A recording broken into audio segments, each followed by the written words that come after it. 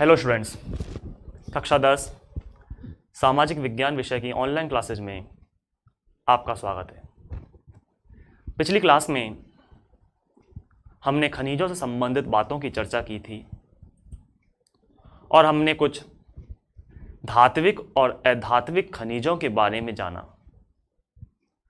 हमने लौह अयस्क, तांबा, मैग्नीज, अभ्रक जैसे खनिजों की चर्चा की और ये देखा कि ये खनिज मानव की आवश्यकताओं को किस तरीके से पूरा करते हैं। जिस तरह से पाठ की शुरुआत में हमने देखा था कि खनिज मुख्यतः 3 प्रकार के होते हैं: धात्विक, अधात्विक और ऊर्जा खनिज, जिनमें से हमने धात्विक और अधात्विक की चर्चा कर ली थी। यानी धात्विक खनिज वे खनिज जिनमें धातु की मात्रा पाई जाती है, जबकि अधात्विक खनिज वे खनिज होते हैं जिनमें धातु की मात्रा नहीं पाई जाती। इनका विस्तार से अध्ययन करने के बाद आज हम खनिज के तीसरे प्रकार की चर्चा करने जा रहे हैं और वो है ऊर्जा खनिज।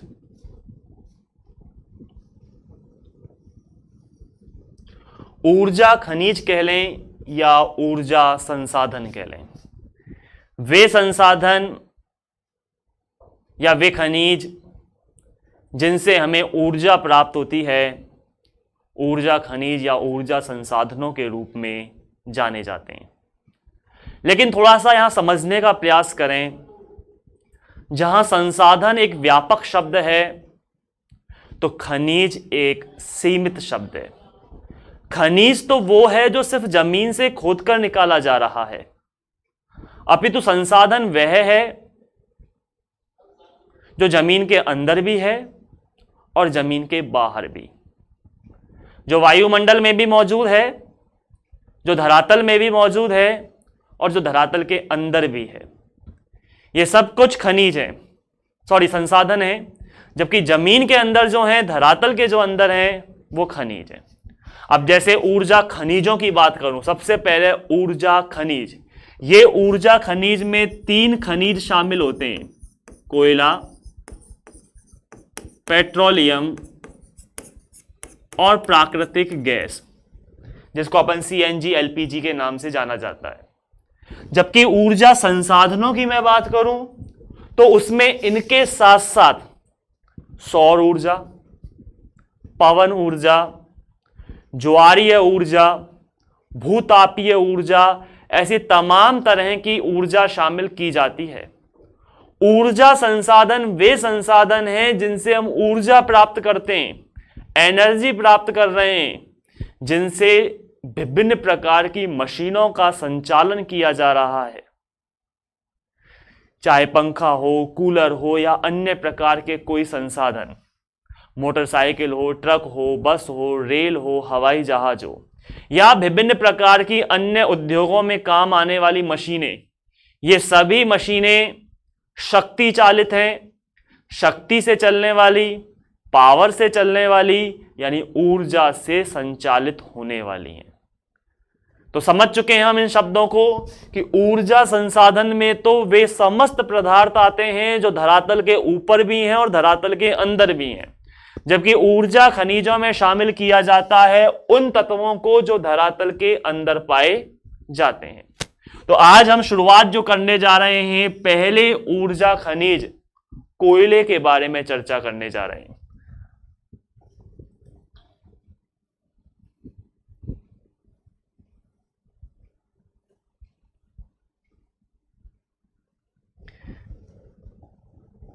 ध्यान दीजिए, कोयला ऊर्जा का एक परंपरागत स्रोत। ऊर्जा के 2 स्रोत हैं, एक परंपरागत और दूसरा गैर परंपरागत। परंपरागत स्रोतों के अंतर्गत उन स्रोतों को या उन संसाधनों को या उन खनिजों को शामिल किया जाता है जिनका इस्तेमाल हम प्राचीन समय से करते आ रहे हैं, एक परंपरा से करते आ रहे हैं। काफी समय गुजर चुका है जिनका इस्तेमाल करते हुए तो ऐसे संसाधनों को परंपरागत ऊर्जा संसाधनों में शामिल किया जाता है, जबकि गैर परंपरागत वे संसाधन होते हैं जिनका इस्तेमाल मानव ने अभी कुछ समय पहले ही करना शुरू किया है। यानी सदियां नहीं बीती, जमाने नहीं गुजरे, अभी कुछ समय पहले ही जिनका इस्तेमाल हुआ है उन्हें गैर परंपरागत ऊर्जा संसाधनों में शामिल किया जाता है। एग्जाम्पल से आप बेहतर समझ पाएंगे, जैसे सौर ऊर्जा। सूर्य से प्राप्त होने वाली ऊर्जा को हम विद्युत ऊर्जा में परिवर्तित कर देते हैं और उससे हम घरों के CFL, पंखे, कूलर, टीवी या अन्य प्रकार के विद्युत उपकरणों का उपयोग किया जाता है। लेकिन आप खुद सोचिए, कितने ऐसे लोग हैं आज भी अभी वर्तमान में जिनके घरों में सोलर पैनल लगे हुए हैं, जो सूर्य से आने वाली किरणों को विद्युत ऊर्जा में परिवर्तित कर देते हैं और घरों की लाइटें उससे सुचारू रूप से चलती हैं। आज भी बहुत कम ऐसे लोग हैं जिन्होंने सोलर पैनल अपने घरों में लगवाए। सुरक्षित है, लेकिन सबसे बड़ी चीज है यह कॉस्टली है। शुरुआती इसका खर्चा अधिक आता है, इसलिए लोग इससे परहेज करते हैं। आज भी हम पावर हाउस से आने वाली बिजली पर डिपेंडेड हैं। पवन ऊर्जा, पवन चक्कियां चलती हैं, बड़े बड़े पंखे होते हैं, उसमें जब हवाएं चलती हैं तो पवन चक्कियों में लगी हुई मशीनें यांत्रिक ऊर्जा को मशीनी ऊर्जा में यानी विद्युत ऊर्जा में परिवर्तित कर देती है। लेकिन फिर भी देखिए, आज भी हमारे यहां पवन ऊर्जा के संयंत्र नहीं है। तो इनका इस्तेमाल अभी पूरी तरह से नहीं हुआ है, अभी इनका इस्तेमाल होना शुरू हुआ है। आने वाले समय में जब तकनीक बेहतर होगी तब हम इनका इस्तेमाल करेंगे, लेकिन अभी ये शामिल होते हैं किसमें? गैर परंपरागत ऊर्जा संसाधनों में। लेकिन बात करें कोयला, पेट्रोल, प्राकृतिक गैस, इनका इस्तेमाल आप सभी ने जाने कितनी बार कर लिया होगा, क्योंकि इनका इस्तेमाल हम प्राचीन समय से करते आ रहे हैं, एक परंपरा से करते आ रहे हैं, इसलिए इन्हें परंपरागत ऊर्जा संसाधन कहा जाता है। बात करें सबसे पहले कोयले की। कोयला ऊर्जा का एक बहुत बड़ा स्रोत माना जाता है। कोयले को काला सोना कहकर भी पुकारा जाता है। अर्थव्यवस्था का आधार, उद्योगों की जननी कोयले को ही कहा जाता है, क्योंकि प्राचीन समय में ऐसे कोई पेट्रोल वगैरह या विद्युत जो हम इस्तेमाल करते हैं, बिजली का इस्तेमाल करते हैं, ऐसी चीजों का उपयोग नहीं हुआ था। शुरुआती दौर में सबसे पहले जिस तत्व का उपयोग हुआ था वो था कोयला। जब मशीनें हुई यानी उद्योगों की स्थापना हुई, मशीनें आई, तो उन मशीनों को चलाने के लिए पावर चाहिए थी, और वो पावर जो रही वो कोयले के रूप में ही थी। तो कोयला उद्योगों की जननी कहलाता है। कोयला काला सोना कहकर पुकारा जाता है। कोयला एक जीवाश्मीय ईंधन है। जीवाश्मीय ईंधन यानी जीवों के अवशेषों से प्राप्त होने वाला ये।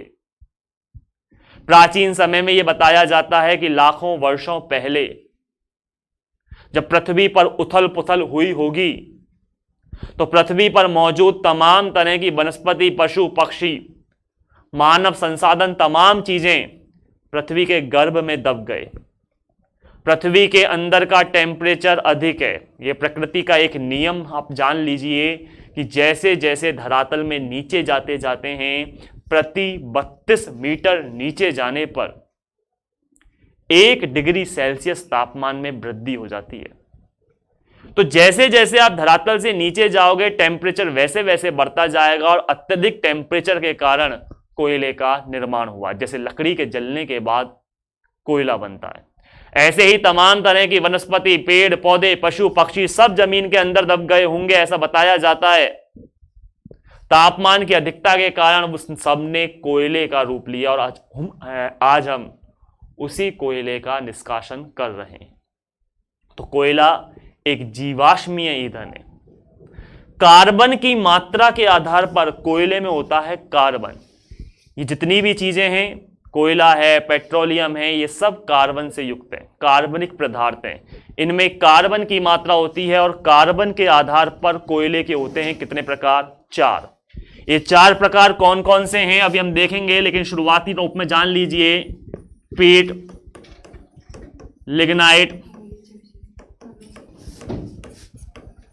बिटुमेन्स और एंथ्रेसाइट। पीट, लिग्नाइट, बिटुमेन्स, एंथ्रेसाइट कार्बन की मात्रा के आधार पर, वैसे लिख दिया, भी और आएगा पीछे नीचे हम देखेंगे। सबसे कम जो कार्बन होता है वो पीट कोयले में पाया जाता है। जैसे हमने लोहो अयस्क के प्रकार पढ़े थे, अगर आपको याद हो तो, लोहो अयस्क के 4 प्रकार, मैग्नेटाइट, हेमेटाइट, लिमोनाइट और सीडेराइट। सबसे बेहतर किस्म का लोहो अयस्क मैग्नेटाइट, जिसमें लोहांश की मात्रा 70% से भी अधिक होती है, यानी 70% से ज्यादा लोहांश और 30% तक उसमें पाया जाता है अशुद्धियों का मिश्रण। तो जिस अयस्क में जितना ज्यादा शुद्ध पदार्थ होगा वह अयस्क उतना ही बेहतर होगा।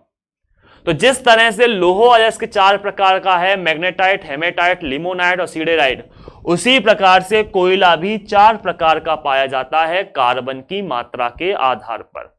पीट, लिग्नाइट, बिटुमेन्स और एंथ्रेसाइट। पीट कोयला जिसमें कार्बन की मात्रा 40% से भी कम होती है, 40% से भी कम होती है कार्बन की मात्रा और 60% से अधिक होती है इसमें अशुद्धियां। यह एक घटिया किस्म का कोयला होता है जो जलने पर धुआं अधिक और लपटें कम देता है, देर से जलता है, तुरंत जलकर समाप्त हो जाता है, धुआं अधिक देता है जिससे कोई खास बेनिफिट नहीं मिलता। वहीं बात करें एंथ्रेसाइट की, यह सबसे बेहतर किस्म का कोयला पाया जाता है जिसमें कार्बन की मात्रा 96% तक होती है, यानी अशुद्धियों का मिश्रण कम है और शुद्ध पदार्थ का मिश्रण अधिक। यह कोयला जलने पर धुआं कम और लपटें अधिक देता है। जिस कोयले में कार्बन जितना अधिक होगा वह कोयला उतना ही बेहतर किस्म का। फिर बचते हैं ये 2, लिग्नाइट और बिटुमेन्स। लिग्नाइट कोयले में कार्बन की मात्रा 40 से 60 और बिटुमेन्स में कोयले की कार्बन की मात्रा 60 से 80। लेकिन हमारे देश के अंतर्गत देखा जाए तो ज्यादातर जो कोयला मिलता है वो लिग्नाइट किस्म का कोयला मिलता है। राजस्थान के अंतर्गत भी जो कोयला मिलता है वो लिग्नाइट किस्म का ही कोयला मिलता है, जिसको ना तो बेहतर किस्म का कहा जा सकता है और ना ही घटिया किस्म का कहा जा सकता है। ये मध्यम श्रेणी के कोयले में शामिल किया जाता है। आइए देखिए,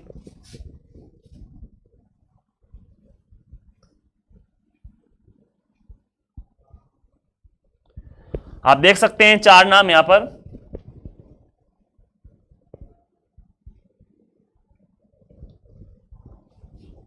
सबसे पहले पीट कोयला, उसके बाद लिग्नाइट कोयला। नीचे चलेंगे और इसके अंतर्गत तो आपको बिटुमेन्स और एंथ्रेसाइट कोयले के बारे में भी जानकारी प्राप्त होगी। लेकिन उससे पहले जहां सामान्यतः ये मानचित्र का अध्ययन कर लीजिए। इस मानचित्र में आप देख सकते हैं ये जो त्रिभुज का निशान दिखाया गया है आपको,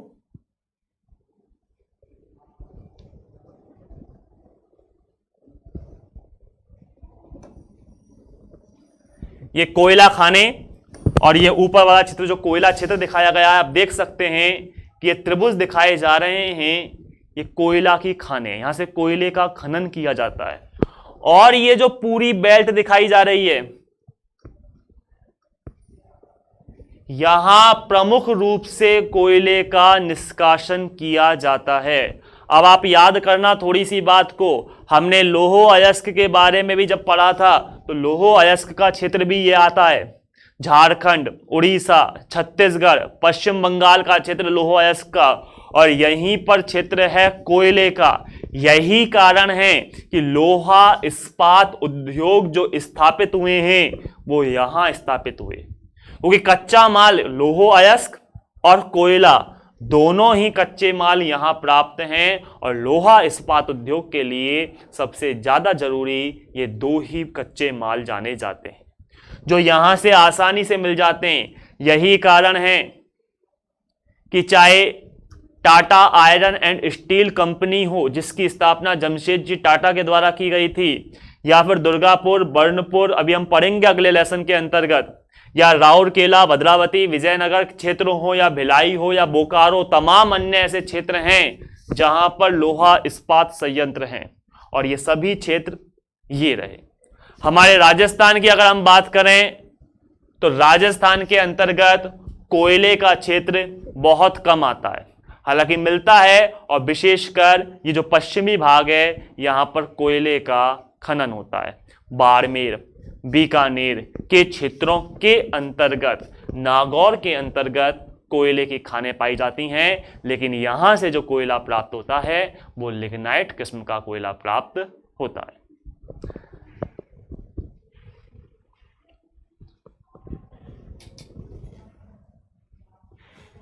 इसके बाद जैसे हम चर्चा कर रहे थे कि पीट और लिग्नाइट कोयले के बाद, लिग्नाइट ये रहा, पीट हम पहले देख चुके हैं, तीसरा नाम आता है बिटुमिन्स का, और चौथा नाम आता है एंथ्रेसाइट का, जिसकी चर्चा मैं पहले ही कर चुका हूं। तो चार प्रकार का कोयला, पीट, लिग्नाइट, बिटुमिन्स और एंथ्रेसाइट। एंथ्रेसाइट सर्वोत्तम गुण वाला कठोर कोयला है, जैसे मैंने आपको बताया था, क्योंकि इसमें कार्बन की मात्रा जो होती है वो कितनी होती है, इसमें कार्बन की मात्रा होती है 96% तक। ये तो कार्बन के आधार पर कोयले के प्रकार हुए। एक दूसरा प्रकार आता है आयु के आधार पर। आयु के आधार पर कोयले के दो प्रकार होते हैं, एक तो है गोंडवाना युग का कोयला और दूसरा आता है टर्शरी युग का कोयला। अब ये क्या है गोंडवाना युग और टर्शरी युग? जैसे हिंदू धर्म के अंतर्गत आपने सुना होगा चार प्रकार के युग बांटे गए, सतयुग, त्रेता, द्वापर और कलयुग। ये धर्म की बात कर रहा हूं, हालांकि धर्म को विज्ञान से नहीं जोड़ा जा सकता, दोनों चीजें बिल्कुल अलग अलग हैं। जहां विज्ञान मूर्त बातों का, दिखाई देने वाली बातों का तर्क वितर्क से अध्ययन करता है, तो धर्म के अंतर्गत तर्क वितर्क नहीं होता। लेकिन फिर भी एक समझने के दृष्टिकोण से कि जैसे धर्म के अंतर्गत चार प्रकार के युग बांटे गए हैं, सतयुग, त्रेता, द्वापर और कलयुग, वर्तमान में कलयुग चल रहा है। और यह कहा जाता है कि जब घोर कलयुग आएगा, कलयुग अपनी चरम सीमा पर होगा, तब उस समय पृथ्वी पर प्रलय आएगी और पृथ्वी उस समय समाप्त हो जाएगी। हालांकि इस प्रलय का जिक्र दोनों ही धर्मों में लिखा हुआ है, मुस्लिम धर्म के अंतर्गत और हिंदू धर्म के अंतर्गत दोनों ही जगह दे रखा है। मुस्लिम धर्म के अंतर्गत ये बताया जाता है कि एक दिन कयामत के दिन होगी, कयामत की रात होगी, और उस दिन अल्लाह तेरे कर्मों का तुझसे हिसाब मांगेगा। मुस्लिम धर्म में भी है, वहां पर कयामत कहा गया है इस शब्द को। इस धर्म में, हिंदू धर्म में प्रलय शब्द कहा गया है, यानी अंत होना तो निश्चित है, इस युग की समाप्ति होना भी निश्चित है, लेकिन अभी काफी समय। तो क्या छोड़िए इन चीजों को, लेकिन जिस तरह से धर्म में चार युग बांटे गए हैं, उसी तरह से भूगोल वेताओं के द्वारा पृथ्वी की आयु को कई भागों में बांटा गया। कैम्ब्रियन युग, प्री कैम्ब्रियन युग, कार्बोनिफेरस युग, गोंडवाना युग, टर्शरी युग, ऐसे कई युग हैं। और उन्हीं युगों में से दो युगों के हम नाम ले रहे हैं, गोंडवाना युग और दूसरा टर्शरी युग। गोंडवाना युग की आयु आज से लगभग 200 लाख वर्ष पुरानी है। 200 लाख वर्ष कोई छोटा मोटा समय नहीं, बहुत लंबी अवधि है। आज से लगभग 200 लाख वर्ष पुराना जो कोयला है वो माना जाता है गोंडवाना युग का कोयला, जबकि आज से लगभग 55 लाख वर्ष पुराना जो कोयला है वो माना जाता है टर्शरी युग का कोयला। आप देख सकते हैं 200 लाख वर्ष पुराना कोयला गोंडवाना युग का कोयला, और 55 लाख वर्ष पुराना जो कोयला है वो टर्शरी युग का कोयला है। गोंडवाना युग के कोयले की हम अगर बात करें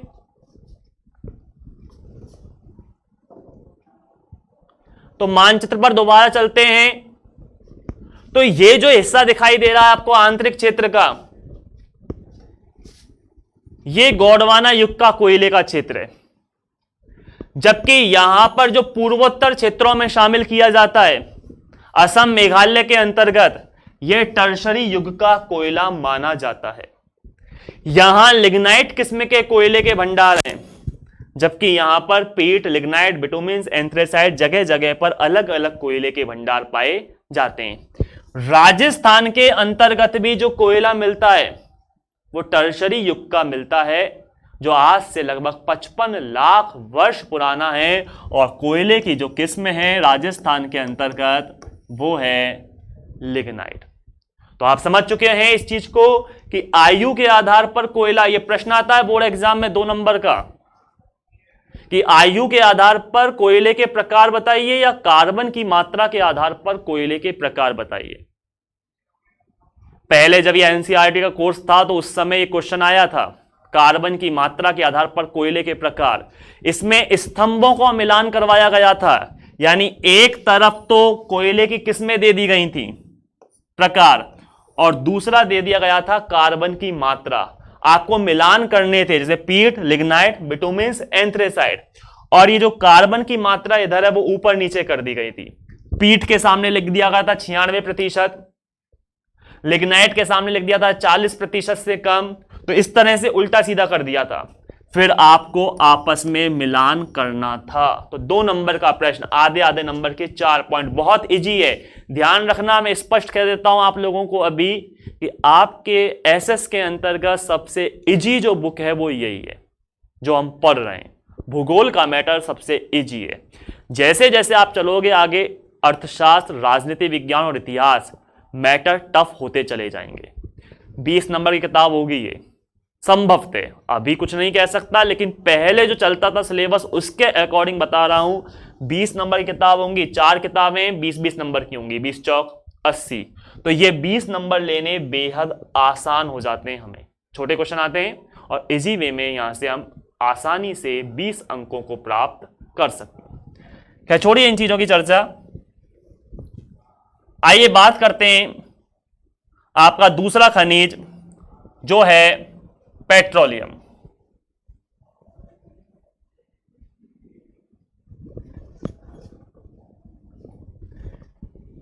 पेट्रोलियम, जिसका शाब्दिक अर्थ होता है चट्टानों से प्राप्त होने वाला तेल, जिसको मिनरल्स ऑयल या खनिज तेल के नाम से भी जाना जाता है। पेट्रोल का मतलब सिर्फ पेट्रोलियम का मतलब सिर्फ पेट्रोल से नहीं है। पेट्रोल तो पेट्रोलियम का परिष्कृत रूप है, शुद्ध रूप है। जमीन से जो हमें मिलता है वो कच्चा तेल मिलता है जो अशुद्ध होता है, जिसका शुद्धिकरण करते हुए हम विभिन्न प्रकार के प्रोडक्ट, जिसमें पेट्रोल भी शामिल है, डीजल भी शामिल है, इसके अलावा कोलता, डामर जो हम सड़कों निर्माण करने के काम में लेते हैं वो भी इसी में शामिल किया जाता है। यहां तक कि आप अपने हाथ पैरों में जो वैसलीन लगाते हैं उसके नीचे भी आप देखना लिखा हुआ आता है पेट्रोलियम जेली, जो भी इसी का ही एक रूप है। दरवाजे, खिड़की, साइकिल, मोटरसाइकिल के अंतर्गत जो ग्रीस हम डालते हैं वो भी एक पेट्रोलियम का ही रूप है। तो पेट्रोलियम से पेट्रोल ना समझें, पेट्रोल तो पेट्रोलियम का एक परिष्कृत रूप है, लेकिन सर्वाधिक मात्रा में इस्तेमाल पेट्रोल का होने के कारण आज हम पेट्रोलियम और पेट्रोल दोनों को एक ही मान लेते हैं। ध्यान दीजिए, पेट्रोल का उपयोग विशेषकर या पेट्रोलियम का उपयोग विशेषकर ईंधन के रूप में किया जाता है, लेकिन ईंधन के साथ साथ इसके कई अन्य भी रूप हैं।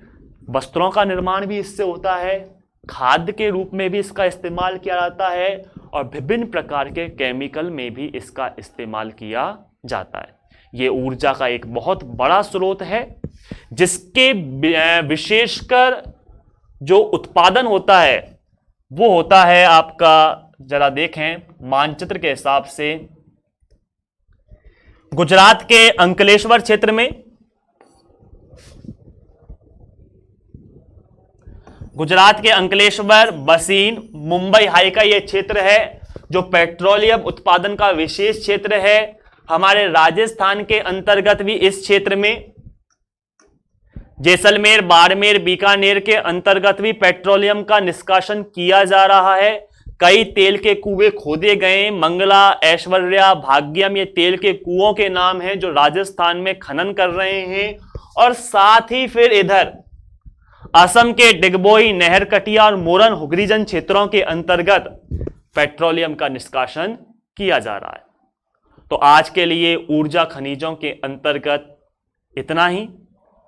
इससे संबंधित कुछ और सामान्य जानकारियां हैं जिनकी चर्चा हम आगामी क्लास में करेंगे और अगली क्लास में यह लेसन हमारा समाप्त होगा। लेकिन तब तक के लिए धन्यवाद।